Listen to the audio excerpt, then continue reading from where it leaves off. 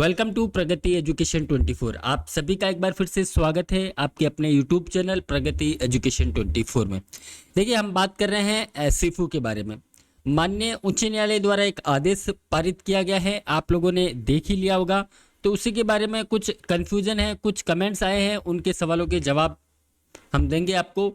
तो state institute of health and family welfare, राज्य स्वास्थ्य एवं परिवार कल्याण संस्थान। देखिए, उस आदेश की तरफ चलने से पहले मैं आपको एक नोटिफिकेशन है जो सीफू द्वारा जारी किया गया था 31/5/2023 को, इसके बारे में हम बात करेंगे। उसके बाद हम चलेंगे उस आदेश की तरफ। 31/5 को एक आदेश जारी किया गया था, नर्सिंग एवं पैरामेडिकल संवर्ग की जो भर्ती 2023 में आवेदक हेतु आवश्यक सूचना, यानी कि राज्य स्वास्थ्य एवं परिवार कल्याण संस्थान जयपुर द्वारा नर्सिंग एवं पैरामेडिकल संवर्ग के पदों पर वर्ष 2022 में जारी विज्ञप्तियों के समस्त आवेदकों को सूचित किया जाता है कि वर्ष 2022 में भर्तियों हेतु जारी समस्त विज्ञप्तियों को निरस्त कर नवीन विज्ञप्तियां भर्ती 2023 हेतु जारी की जा चुकी है और इन भर्तियों में भाग लेने हेतु समस्त अभ्यर्थियों को नवीन ऑनलाइन फॉर्म भरना होगा। पूर्व में भरे गए फॉर्म के आधार पर नवीन भर्ती प्रक्रिया में भाग नहीं ले सकेंगे। यानी कि जो 2022 में विज्ञप्तियां जारी की गई थी नर्सिंग संवर्ग और पैरामेडिकल की, तो उन भर्तियों को क्या किया था, निरस्त कर दिया गया था। एक ये लेटर निकाला गया था कि अगर आपने पहले कोई फॉर्म भरा है तो आपको नए से फॉर्म भरना है, पुराने जो फॉर्म भरे हुए उसके आधार पर आपको इस प्रक्रिया में भाग नहीं ले पाएंगे। लेकिन कुछ कैंडिडेट इसमें फॉर्म नहीं भर पाए थे, या फिर सीफू की कुछ टेक्निकल इश्यू था वेबसाइट में, उसकी वजह से फॉर्म तो भर दिया था लेकिन कुछ ट्रांजैक्शन पेंडिंग रह गया था। उसकी वजह से जो है उनका अभी जो डीवी लिस्ट जारी की गई है उन कैंडिडेटों का इनमें नाम नहीं आया है, तो उन्होंने रीट पिटीशन दायर की है। तो देखिए, ये जो आदेश पारित किया है इसके बारे में हम बात करेंगे। देखिए, high court of जुडिशन of Rajasthan bench Jaipur ने ये फैसला दिया है।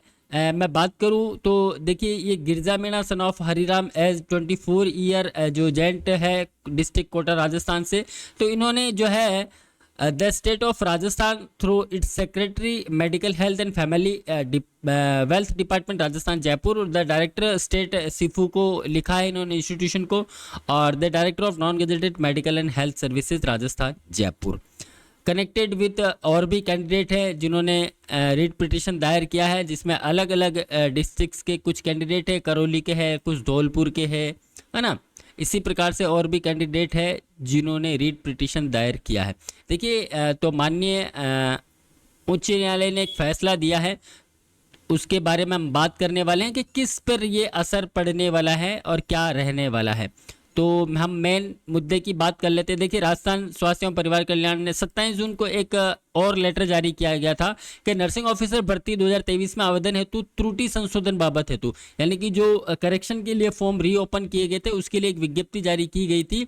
तो उसमें जो भी आवेदन कर चुके 5/5/2023 में आवेदन कर चुके अभ्यर्थी को सूचित किया जाता है कि त्रुटि संशोधन हेतु ऑनलाइन लिंक की अंतिम तिथि 28 जून 2023 मध्य रात्रि 12 से घटाकर 30 जून 2023 मध्य रात्रि 12 बजे तक किया जाता है। इस अवधि के दौरान ऐसे अभ्यर्थी जिनका ट्रांजेक्शन पेंडिंग रहा, यानी कि आपने फॉर्म तो फिल कर दिया था लेकिन आपका कोई ट्रांजेक्शन पेंडिंग रह गया था, अपनी पेंडिसी समाप्त कर सकते हैं। इस हेतु ट्रांजेक्शन पेंडिंग रहे अभ्यर्थी ऑनलाइन लिंक पर जाने के उपरांत अपना मोबाइल नंबर डालेंगे और उसमें जो ओटीपी आएगा वो कंप्लीट करके आपका जो प्रोसेस है वो सबमिट बटन पर क्लिक करेंगे तो आपका पेमेंट गेटवे विंडो खुल जाएगा और उससे आप आधार ई साइन करके आप भुगतान कर सकते हैं। लेकिन कुछ कैंडिडेट का नहीं हो पाया था, तो इसी के संदर्भ में मैं पॉइंट नंबर 12 पे आ जाता हूं जो मुद्दे की बात है।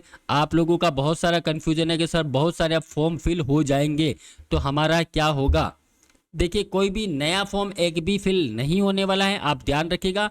ऐसे कैंडिडेट जो पहले फॉर्म फिल कर चुके हैं उनके बारे में ये हैं। देखिए, जो पॉइंट नंबर 12 है, केवल हम इसी की बात करते हैं। According to following direction are issued, the responder सीफू shall be open a portal for a period of 7 days, यानी कि सीफू ने कहा है कि हम 7 दिन के लिए हम ओपन कर सकते हैं। तो यहाँ पे जजमेंट दिया गया है कि सीफू द्वारा जो है रीओपन किए जाएंगे फॉर्म 7 दिन के लिए। 13 सितंबर से 19 सितंबर तक आपके जो है आवेदन जो है लिंक ओपन किया जाएगा। ये किन के लिए किया जाएगा? देखिए, as a agreed by learned counsel for both parties and during that period petition are also similar instituted other candidate who has online application form have already been accept successfully, ऐसे कैंडिडेट जिनका आवेदन कर चुके थे, यानी कि पहले जो आवेदन कर चुके थे वो निरस्त हो चुका था और फिर नया आवेदन कर चुके हो आप, है ना। और for the post of nursing officer, nursing officer की हम बात करें, एडवर्टाइजमेंट डेट जो 16/11/2022 है उसके अकॉर्डिंग आपने आवेदन किया हो, एडवर्टाइजमेंट डेट जो 5/5/2023 को जो नया कोरिजेंडम जारी किया गया था उसके according, but application form remain pending, लेकिन आपने आवेदन किया है लेकिन आपका फॉर्म अभी तक भी पेंडिंग दिखा रहा है due to non transaction of application fees. आपने जो एप्लीकेशन फीस सबमिट करी है या तो एप्लीकेशन फीस सबमिट नहीं हो पाई है या हो गई है, तो किसी रीजन की वजह से वो फॉर्म पेंडिंग दिखा रहा है। तो who have opportunity to cure the defect of respect of non transaction of the application fees if the provisionally deposited fees adjustable at the balance fees of any processing fees if required। आपने fees जमा करा दी है तो कोई issue नहीं, अगर नहीं करवाई तो फिर से आपको फीस जमा करवानी है, और अगर एक्स्ट्रा कोई भी फीस लगती है तो वो कैंडिडेट को वियर करनी है। और expending the previously deposit fees is not adjustable for any reason, ठीक है। Whatever such a request application fees shall be allowed to deposit such a opportunity be provided the petitioners else also all the other aspirant candidate who has ever similar situated a petitioner, यानी कि ऐसे candidate जिन्होंने पहले आवेदन किया था और किसी कारणवश उनका पेमेंट जो है डिडक्ट अपने अकाउंट से नहीं हो पाया था और उनका जो फॉर्म है अभी तक पेंडिंग दिखा रहा है, उनके लिए है केवल, ठीक है। As agreed by the and behalf of respondent सिफू दैट ए प्रेस नोट, यानी कि सिफू एक प्रेस नोट जारी करेगा न्यूज़पेपर में, ये जो है डेट के लिए कि इस डेट को हम लोग ये ओपन कर रहे हैं उसके लिए। पोस्ट ऑफ देखिए situation candidate for the post of, चाहे वो फार्मासिस्ट हो, चाहे फीमेल हेल्थ वर्कर यानी एएनएम हो, या फिर असिस्टेंट रेडियोग्राफर हो, लैब टेक्नीशियन हो, इन सभी के लिए भी ओपन किया जाएगा। एंड एज रेस्पोंडेंट सिफू decided to give such a opportunity to all aspirant of other posted as well as a common press note may be published uploaded on the website. ये पब्लिश करेंगे newspaper में या फिर इनकी जो website है इस पर ये जो है न्यूज़ अपलोड कर दी जाएगी, चाहे वो नर्सिंग ऑफिसर हो, चाहे फार्मासिस्ट हो, चाहे फीमेल हेल्थ वर्कर हो, असिस्टेंट रेडियोग्राफर हो, लैब टेक्नीशियन हो, इन सभी के पोस्ट के जो भी कैंडिडेट है जिनका फॉर्म पेंडिंग दिखा रहा है। It has be heard observe that aspirant candidate who has online application form are cleared from a pending status, आपका जो पेंडिंग स्टेटस दिखा रहा है उसे आप क्लियर कर पाएंगे। And application I D generated after going through affordable process shall be considered on merit of purpose of document verification appointed at per the with the candidate who have already shortlisted candidate, यानी कि हम बात करें it मेज ए clear that the candidate, एक बात आप ध्यान रखिएगा, बहुत आपका कंफ्यूजन हो रहा है कि सर बहुत सारे कैंडिडेट नए फॉर्म फिल हो जाएंगे तो ये क्या होगा, मेरिट पे क्या असर होने वाला है। तो देखिए इन्होंने यहाँ पे साफ क्लियर किया है कि it is made clear that the candidate who have already been shortlisted, ऐसे कैंडिडेट जो पहले से शॉर्ट लिस्टेड किए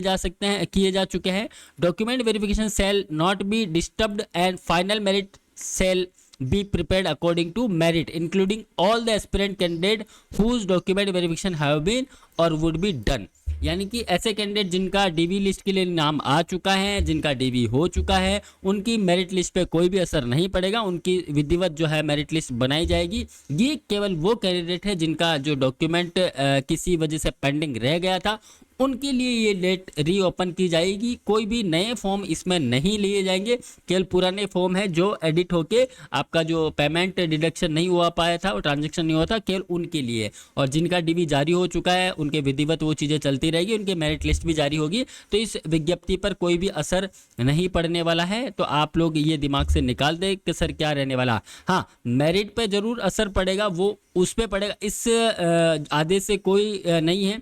मेरिट पे असर उनका पड़ने वाला जो फर्जी कैंडिडेट है। देखिए अब डेली आप देखिए 100 से 150 जो कैंडिडेट है डेली एब्सेंट रह रहे हैं, इसका मतलब वो फर्जी कैंडिडेट है जो नहीं आ रहे हैं, उनकी वजह से जो मेरिट जारी की गई है या जो भी आप कयास लगा रहे हैं मेरिट का, उससे कहीं नीचे मेरिट आने वाली है। तो आपको कोई भी टेंशन लेने की आवश्यकता नहीं है, केवल ये उन कैंडिडेट के लिए जिन्होंने यहाँ पर रिट पिटीशन दायर किया था, उनके लिए जो कैंडिडेट सारे पदों के लिए जो कैंडिडेट है जिनके ट्रांजेक्शन पेंडिंग है वो अपने जो है ट्रांजेक्शन कंप्लीट कर सकते हैं।